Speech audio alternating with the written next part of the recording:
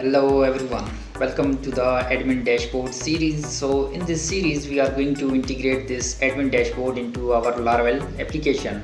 So we are in the Laravel 9, so we are going to do this in our Laravel 9 application. So I'm going to do this in the live environment.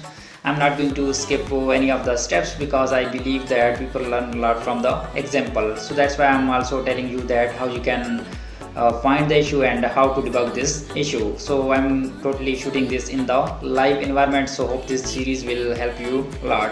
So I will meet you in the series. Bye bye.